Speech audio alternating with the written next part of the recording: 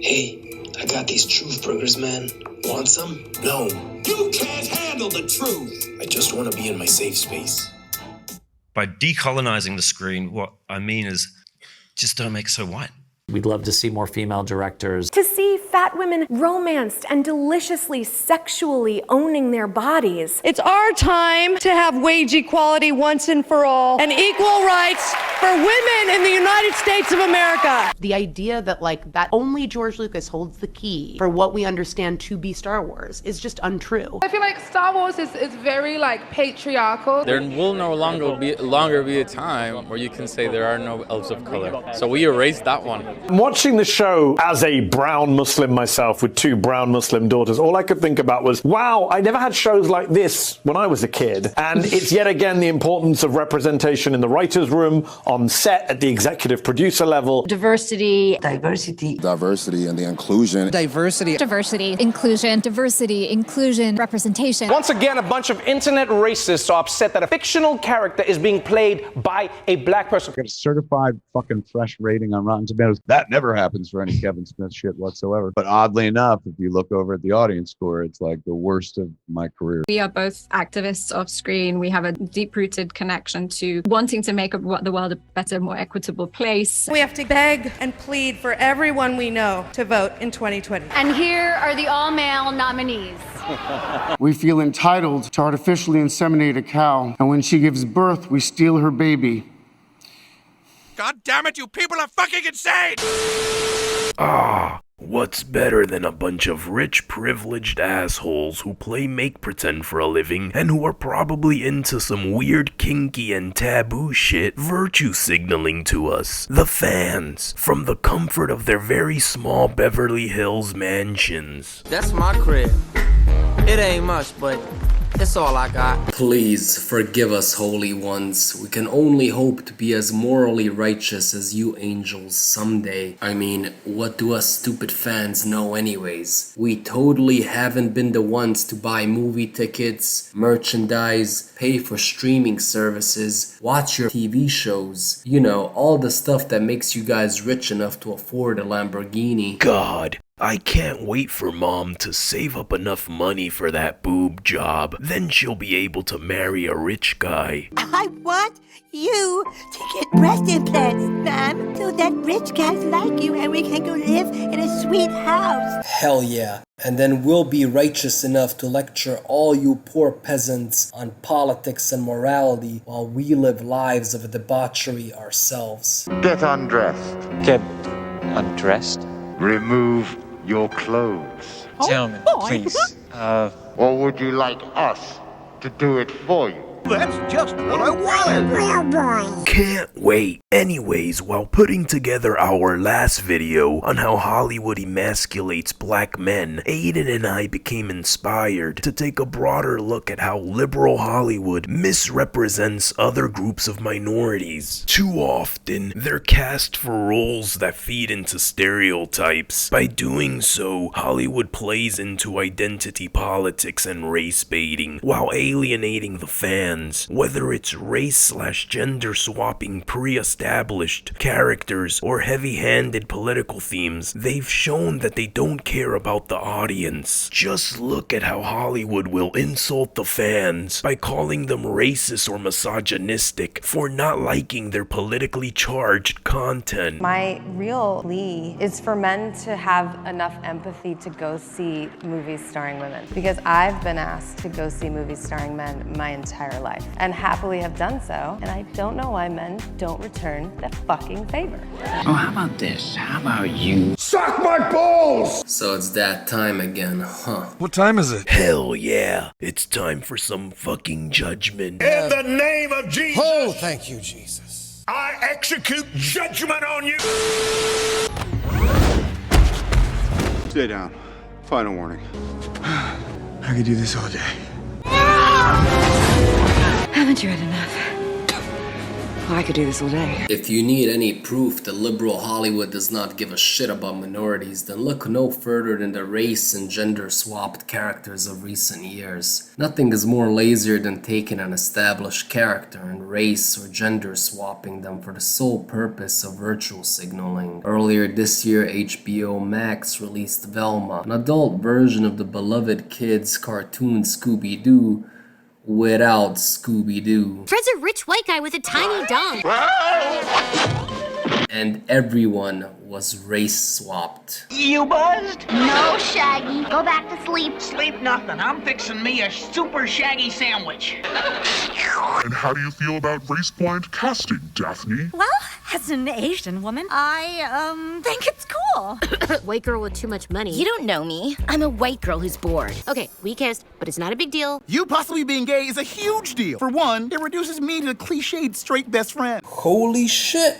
What kind of woke hell is this? You know, it's actually surprising that although Shaggy's black, he's miraculously not gay too. In an interview, executive producer Mindy Kaling said that none of the main characters were defined by their whiteness except for Fred. Huh? So that explains why everyone was race swapped, except for that pesky toxic white male, who, may I add, was the butt of every joke. Fred literally can't feed himself. Cutties.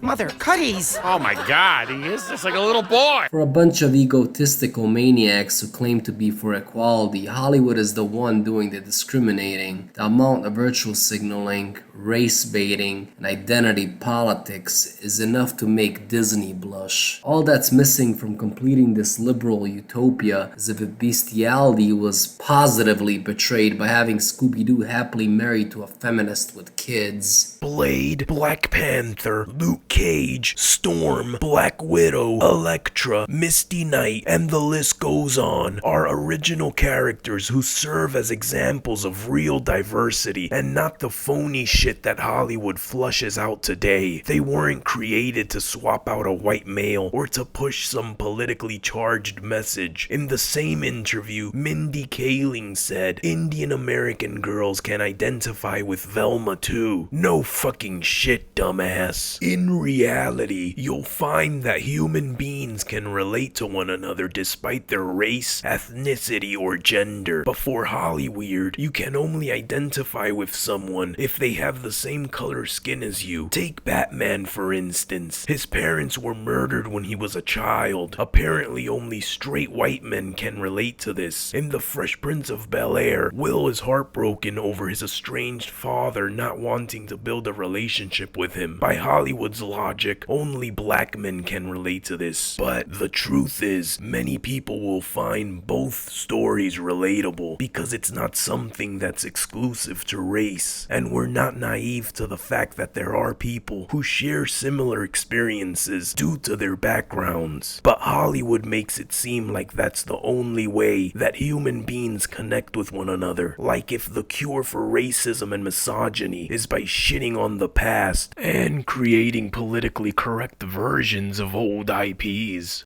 And if you're DC, then the cure to homophobia is making all of your legendary characters gay. Oh boy, can't wait for Dawn of Justice 2. I think only Fuentes. Fuentes, you're gonna have to come with us. Manos en la cabeza. Anna, where are you? 10:15. Confirmed. In our last video, The Emasculation of Black Men by Hollywood, we mentioned how some of the roles assigned to black men are stereotypes perpetuated by the same people that claim to be allies. Latino It's Latinx now, Ollie.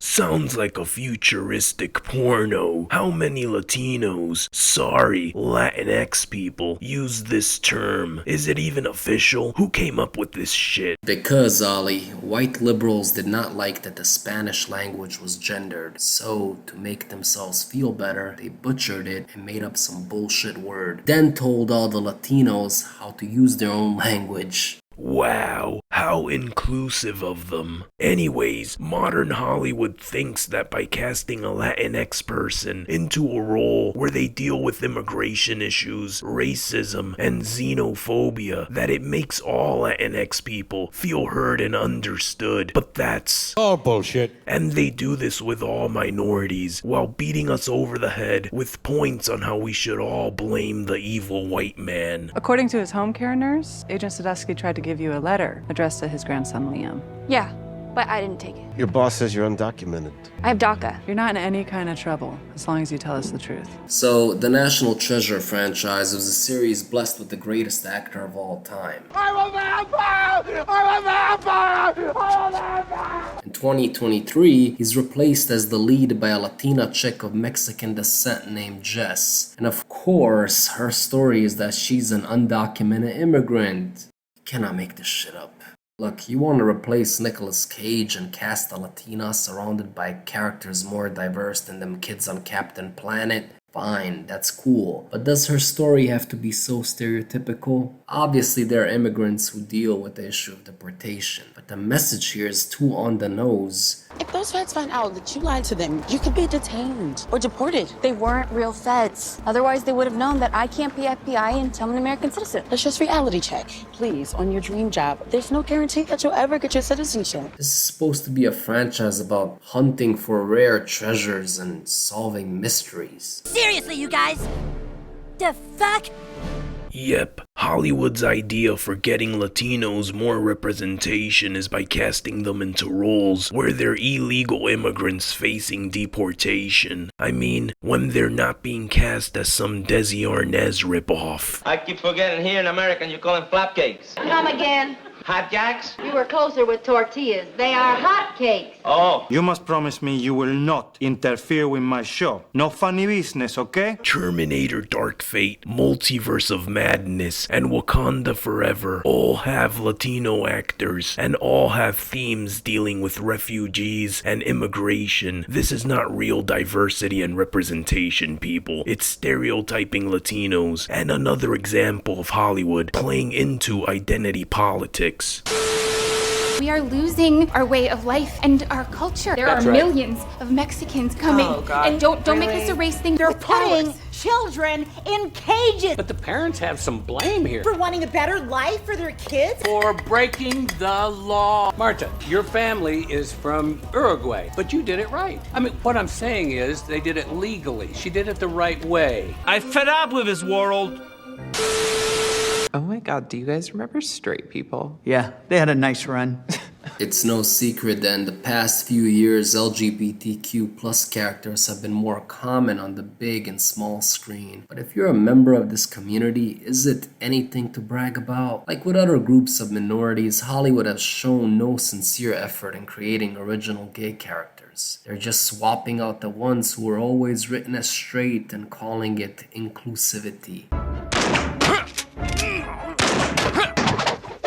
Gee, it's amazing what you find in people's glove compartments. Holly? Hi, Puddin'. Miss me? You're my best friend, and I can't stand the idea of losing you. Don't have to. We'd be closer than we've ever been before. Well, not closer than last night. I mean, that was crazy. Yeah, that was fucking crazy. Our whole lives could be going around the world saving nature, freeing all female armies, partying, getting free stuff. I love you. What the hell happened? Or they'll write in a gay character just to fulfill their diversity checklist and not because they want you to connect with them as human beings. Once again, this is lazy writing and a phony attempt at diversity. A stereotype we see with many gay characters is that they're portrayed as feminine and overly flamboyant. Not every gay person acts this way. I'm just sharing my faith. Your faith cost me my community. Your faith ruins families. My mother won't even talk to me anymore because her faith. Your God said I'm an abomination. Your faith's pretty clear. Fuck me, right? Fuck you. Fuck your God. Fuck any God if that's how he feels.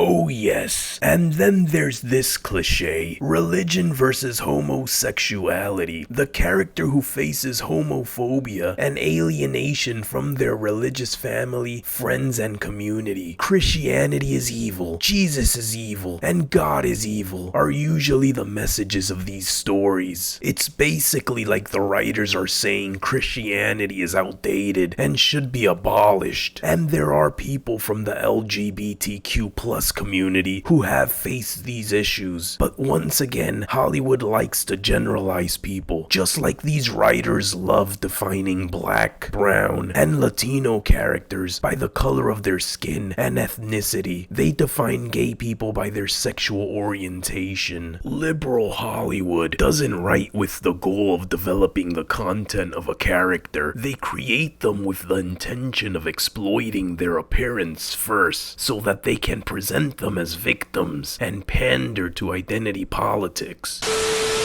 I see what you really are, girl. An abomination. Corrupting my daughter. Born a perversion.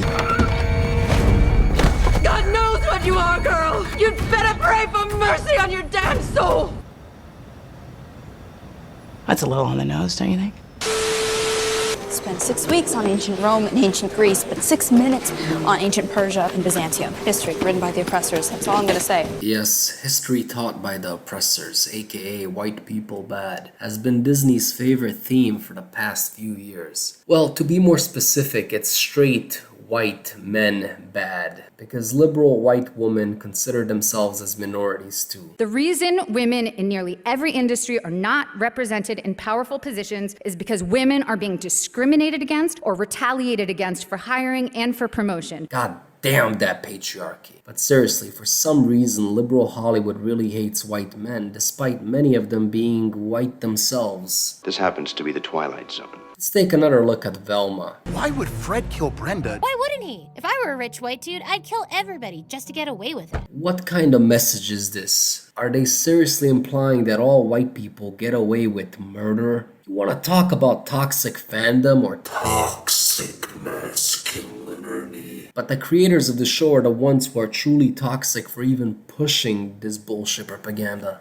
It's race baiting, plain and simple. In a time when our country's political climate has been filled with tension, Hollywood refuses to be an outlet for escapism. Instead, they choose to add fuel to the fire by portraying all white dudes as villains and minorities as oppressed victims who complain about white people all day. Neither of these are accurate representations of the majority of people in society. Check out this scene from 2021's Candyman. It's affordable housing that had a particularly bad reputation. You would never know. Yeah, because they tore it down and gentrified the shit out of it. Translation, white people built the ghetto and then erased it when they realized they built the ghetto. Or this scene from Disney Plus's now cancelled national treasure, Edge of History. I'm pretty sure you've never met my dad. No, but I've known men like him, men who did what was considered wrong in order to do what they knew was right. Yeah, they're called criminals. This country was founded by criminals. And don't forget about the scene from Proud Family Revival. The descendants of slaves continue to build this. Slaves built this country. And continue to earn reparations every moment we spend submerged in this white supremacy that America was founded with and still has not atoned for. All of these just serve as reminders to hate white people. Hollywood makes it seem like a minority's sole purpose in life is complaining about white people and the past. We're not saying that a white person can't be cast as a villain, but let's be real here. These writers are putting them in that role to push a message. You're not seeing an over-the-top white villain who wants to take over the world with some convoluted plan like in those old James Bond films. Today's white male villains are usually associated with racism, misogyny, and homophobia.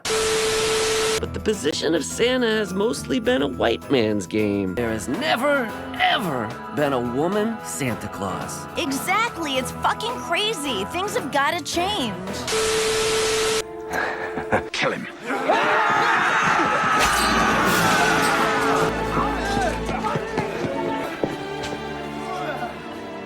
In our last video, we gave a few examples on how past movies, like 48 Hours, did a better job at handling topics such as race relations than what we see today. And although the past wasn't always perfect, it has more examples of masculine black characters than today's garbage. When looking back at how other groups of minorities were portrayed, again, you had stereotypes, but you can also point out examples of great diverse characters who shit on some of today's stuff. What's going on in here? I knocked over a lamp. My dad'll pay for it. I don't care about the lamp. You don't yell at my daughter that way. This is between me and Carmen. No, this is between you and me now.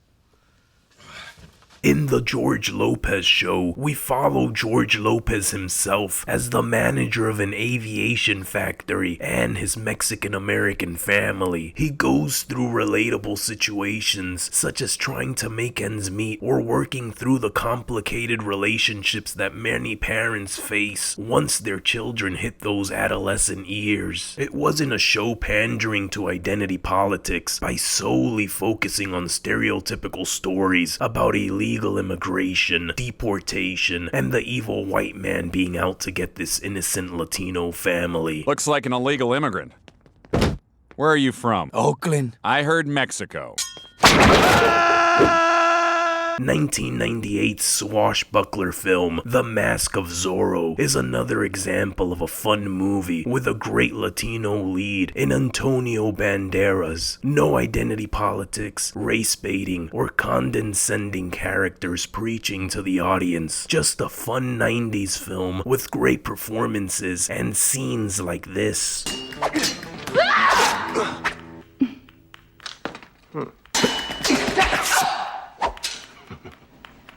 Not bad. Mamacita, you want some Latino heat? Today, a scene like that would be considered misogynistic. We would instead have a female Zorro taking down 50 toxic white guys while holding the male Zorro by a leash. We conjure the goddess Thespia to help us locate demonic energy in the area. Shouldn't be too tricky. The goddess Thespia? Are you sure we're ready for that? You and me? This is beneath us. As far as LGBTQ plus characters go, Willow and Tara's relationship with Buffy the Vampire Slayer came off as more organic than the highly overrated Last of Us episode focusing on Bill and Frank. Tara and Willow's relationship never felt forced, nor became the vocal point of the series. Their sexuality was not the definite trait of their characters. Unlike The Last of Us, Bill and Frank, where the director of that episode outright said he tricked us into watching a gay love story. What? What the fuck you talking about, man? That right there shows us that the writers aren't seeing people first. They're prioritizing sexual orientation above all else. And what's worse is that that episode added absolutely nothing to the overall story arc of the season, showing that pandering to identity politics is more important than creating a product that everyone can enjoy. My philosophy on this show has always been, when should we deviate and when should we come back? If it's kind of the same or worse, we stay where the game is. If it's better, we deviate. Hey man, let's cut the bullshit. You play really well, but nowadays, white male cis composers, just not my thing. Don't be so eager to be offended. The narcissism of small differences leads to the most boring conformity. Where are you going? You're a fucking bitch. Unfortunately, in today's society, too many people are soft on both sides of the political spectrum, to be fair. And obviously, this is most prevalent in liberal-ass Hollywood, where they walk on eggshells and bend the knee to the very few people who actually advocate for this woke garbage. So if you hear anything that could be in any way offensive to anyone, just raise your hand. And did you find something offensive? The fact that you think I need a man's permission to raise my hand is insane. So I should just raise my hand like this, like a big old black power fist? Is this what you wanted? Well, here you go. Here's my floppy gay hand at the end of my limp gay wrist. Happy? So we can't have interesting characters or explore stories without offending some pseudo-social justice warrior. And that's a shame, because despite all of the trash that gets produced today, once in a while, style, we still get gems. 2022's Tar wasn't afraid to tackle topics such as cancel culture and modern society's quest towards erasing the past just because it wasn't politically correct. It even tackled the Me Too movement from the perspective of a lesbian female who abuses her power. Tar showed that it's not just rich white men who can be douchebags, but women can too. Of course, this offended some people. In The Whale, Brendan Fraser's character Charlie is a morbidly obese man who's dying due to years of neglecting his health.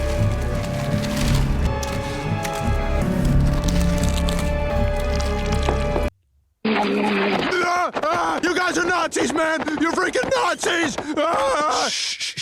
He admits to being a shit father and fucking up his daughter's life. I'm sorry for leaving you. I was in love, and I left you behind. You did not deserve that. I don't know how I could have done such a thing. The movie shows the sad downfall of a depressed man who has given up and taken things too far by overeating himself into an early grave. He's a gay man who continues to mourn the loss of his lover, but his sexuality is not the primary theme of the movie. But of course, some people were quick to be offended. You'll make it your choice.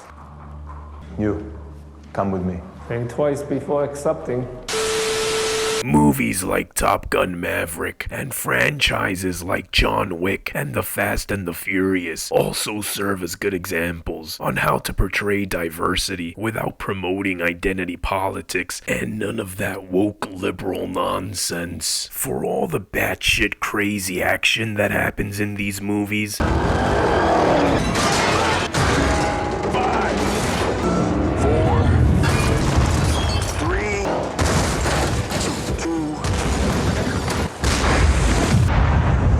Doesn't make any sense. It doesn't have to make sense. You're right. and the nonsensical storylines, Only good thing about Dad dying was he didn't have to watch what you became. You never deserved the Toretto name. Think you knew Dad, huh? What was your favorite? You don't know shit.